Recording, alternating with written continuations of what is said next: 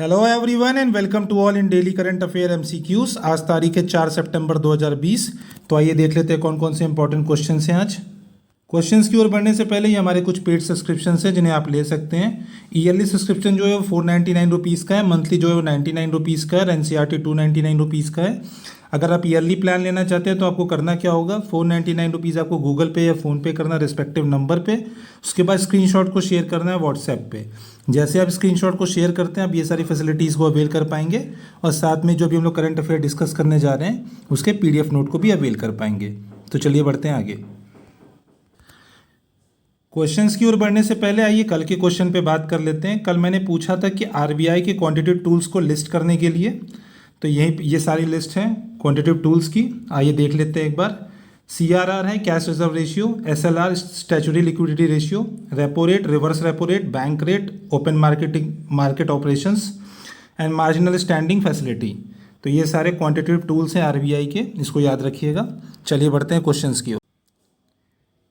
हमारा जो पहला क्वेश्चन है वो दीनदयाल अंत्योदय योजना नेशनल रूरल लाइवलीहुड मिशन के बारे में है। तो आइए स्टेटमेंट्स को ध्यान से देख लेते हैं।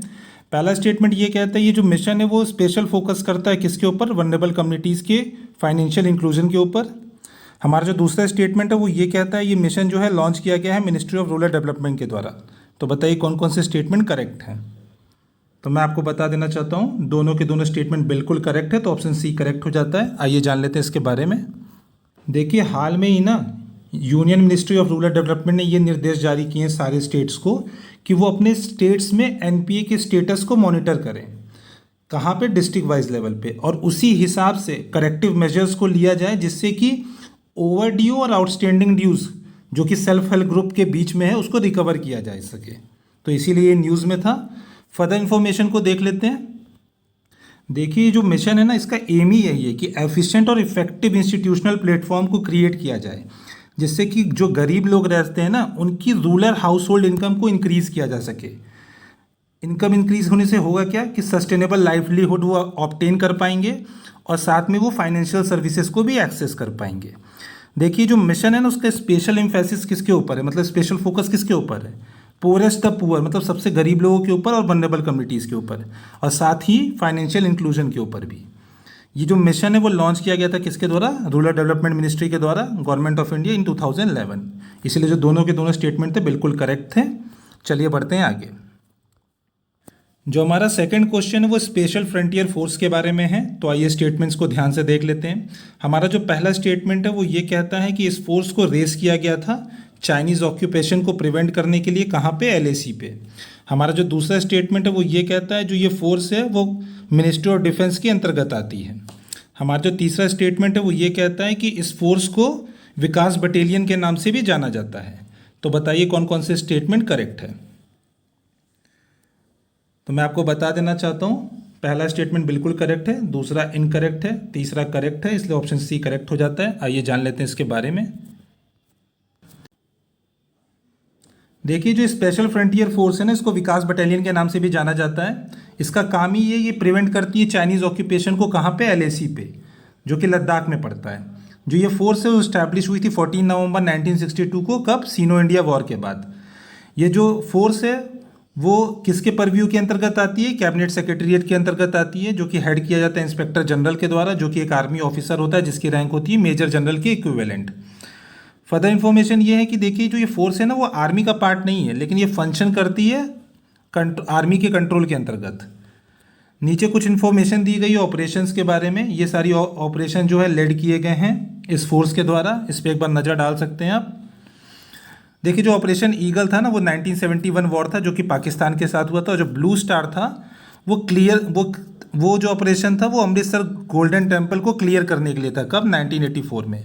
और जो मेघदूत ऑपरेशन था ना वो सियाचिन ग्लेशियर पे सिक्योर किया गया था 1984 में।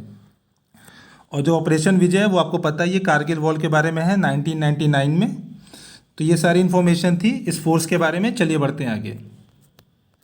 जो हमारा थर्ड क्वेश्चन है वो इंदिरा एक्सरसाइज के बारे में है। हमें ये बताना है जो इंदिरा एक्सरसाइज है वो इंडिया के साथ कौन सी कंट्री कंडक्ट करती है।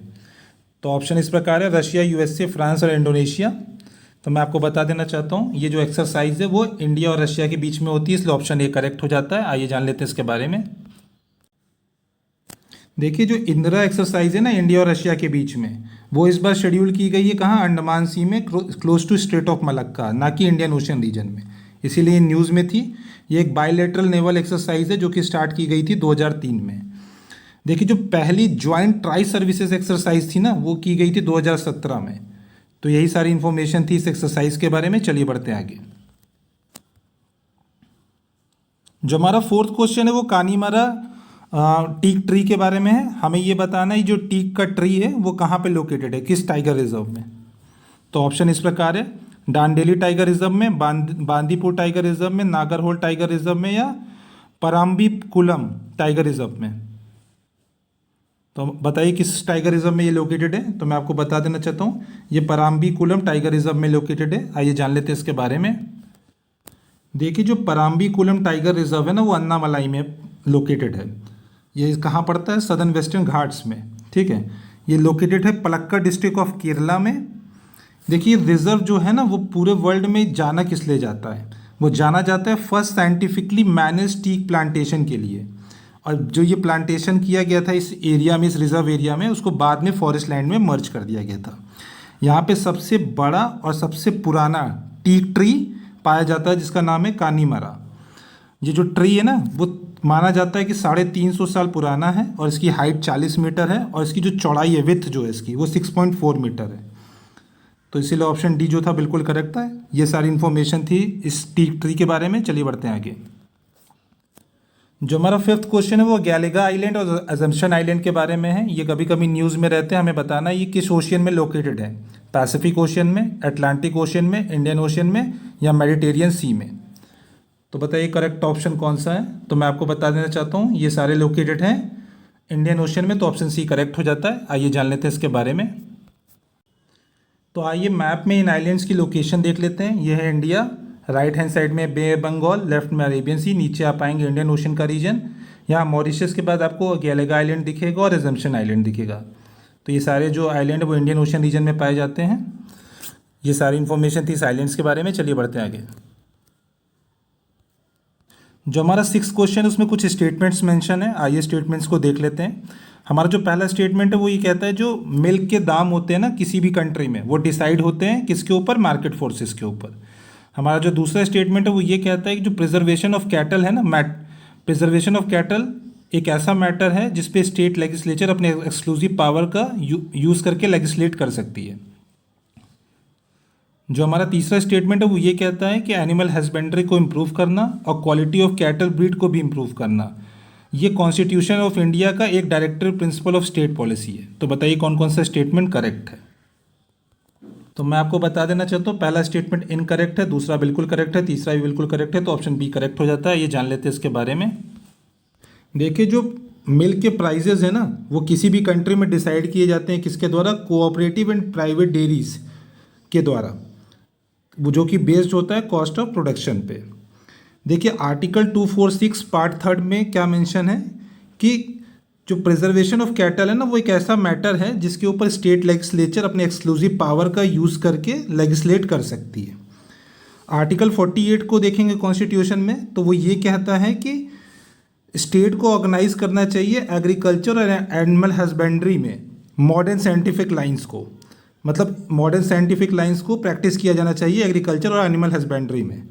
और साथ में ऐसे स्टेप्स को लेना चाहिए जिससे कि काउस को प्रिजर्व किया जा सके, उनकी ब्रीड को इम्प्रूव किया जा सके, उनके स्लॉटर को रोका जा सके, और काउस एंड काव्स और जो भी जितने भी मिल्क एनिमल हैं उन सारे के वेलफेयर के लिए काम किया जा सके। तो ये सारी इन्फॉर्मेशन थी काउ स्लॉटर के बारे में और उनकी प्रिजर्वेशन के बारे में। चलिए बढ़ते हैं आगे। जो हमारा 7वां क्वेश्चन है वो कोविड-19 रिस्क आउटलुक के बारे में है। हमें ये बताना है कि ये किसके द्वारा पब्लिश की जाती है। तो आइए ऑप्शन को देख लेते हैं। यूनाइटेड नेशन डेवलपमेंट प्रोग्राम के द्वारा, वर्ल्ड इकोनॉमिक फोरम के द्वारा, वर्ल्ड बैंक के द्वारा, या IMF के द्वारा। तो बताइए करेक्ट ऑप्शन कौन सा है। तो मैं आपको बता देना चाहता हूँ ये पब्लिश की जाती है वर्ल्ड इकोनॉमिक फोरम के द्वारा। तो ऑप्शन बी करेक्ट हो जाता है। आइए जान लेते हैं इसके बारे में। देखिए a preliminary mapping and it's implication, ये पब्लिश की जाती है वर्ल्ड इकोनॉमिक फोरम के द्वारा। ये जो मैपिंग है इसमें आइडेंटिफाई किया जाता है रिस्क को, चैलेंजेस को और अपॉर्चुनिटीज़ को जो कि वर्ल्ड फेस कर रही है कोविड-19 के पैंडमिक के रिजल्ट के तौर पे, और साथ में ये एम किया जाता है कि अवेयरनेस को रेज किया जाए, वाइड स्प्रेड डिबेट को फोस्टर किया जाए और साथ में बेटर डिसीजन मेकिंग को एनेबल किया जाए। तो ये सारी इन्फॉर्मेशन थी इसके बारे में। चलिए बढ़ते हैं आगे। जो हमारा 8th क्वेश्चन है उसमें हमें ये बताना कि कौन कौन से अफ्रीकन स्टेट हैं जो बॉर्डर करते हैं मेडिटेरियन सी के साथ। तो ऑप्शन इस प्रकार है, टूनिशिया, इजिप्ट, नाइजर एंड चाड। तो बताइए करेक्ट आंसर कौन सा है। तो मैं आपको बता देना चाहता हूँ, टूनिशिया और इजिप्ट जो है वो बॉर्डर करते हैं मेडिटेरियन सी के साथ। तो ऑप्शन 1 करेक्ट हो जाता है। आइए देख लेते हैं मैप में इसको। देखिए ये रहा मेडिटेरियन सी और यहाँ पे है टूनिशिया। टूनिशिया इसको बॉर्डर करता है, इजिप्ट भी बॉर्डर करता है और लीबिया भी करता है, लेकिन लीबिया ऑप्शन में नहीं था, इसलिए करेक्ट ऑप्शन कौन कौन सा, टूनिशिया और इजिप्ट। चलिए बढ़ते हैं आगे। जो हमारा 9th क्वेश्चन है वो वीपो के बारे में है। तो आइए स्टेटमेंट्स को ध्यान से देख लेते हैं। हमारा जो पहला स्टेटमेंट है वो ये कहता है कि वीपो जब फाउंड हुआ था उसी के साथ वर्ल्ड ट्रेड ऑर्गेनाइजेशन भी फाउंड हुआ था। हमारा जो दूसरा स्टेटमेंट है वो ये कहता है वीपो जो है वो स्पेशलाइज्ड एजेंसी है किसकी, यूएन की। तो बताइए कौन कौन सा स्टेटमेंट इनकरेक्ट है यानी नॉट करेक्ट। तो मैं आपको बता देना चाहता हूँ, जो दूसरा स्टेटमेंट है वो बिल्कुल करेक्ट है, पहला स्टेटमेंट इनकरेक्ट है, इसलिए ऑप्शन 1 करेक्ट हो जाता है। आइए जान लेते हैं इसके बारे में। देखिए जो वीपो है ना वो इस्टेब्लिश की गई थी वीपो कन्वेंशन के अंतर्गत 1967 में, और जो WTO थी वो इस्टेब्लिश की गई थी 1995 में। तो दोनों एक साथ नहीं इस्टेब्लिश की गई थी, इसलिए जो पहला स्टेटमेंट था वो इनकरेक्ट था। देखिए जो वीपो है ना वो स्पेशलाइज्ड एजेंसी है किसकी, यूएन की, जिसका एम ये है कि बैलेंस्ड और accessible international property right system को डेवलप किया जाए, और इसका हेडक्वार्टर कहाँ पे, जेनेवा स्विट्जरलैंड में। तो ये सारी इन्फॉर्मेशन थी वीपो के बारे में। चलिए बढ़ते हैं आगे। जो हमारा 10th क्वेश्चन है वो ट्राई के बारे में है। तो आइए स्टेटमेंट्स को ध्यान से देख लेते हैं। हमारा जो पहला स्टेटमेंट है वो ये कहता है कि जो ट्राई है वो रेगुलेट करती है टेलीकॉम सर्विसेज को, और साथ में ही टैरिफ्स का फिक्सेशन और रिवीजन भी करती है टेलीकॉम सर्विसेज के लिए। हमारा जो दूसरा स्टेटमेंट है वो ये कहता है कि ट्राई का एक ऑब्जेक्टिव है जिसके अंतर्गत fair and transparent policy environment को प्रोवाइड किया जाएगा, और साथ में जितने भी प्लेयर्स हैं उनके लिए एक लेवल प्लेइंग फील्ड भी प्रोवाइड किया जाएगा, और साथ में फेयर कंपटीशन को भी फैसिलिटेट किया जाएगा। तो बताइए कौन कौन से स्टेटमेंट करेक्ट हैं।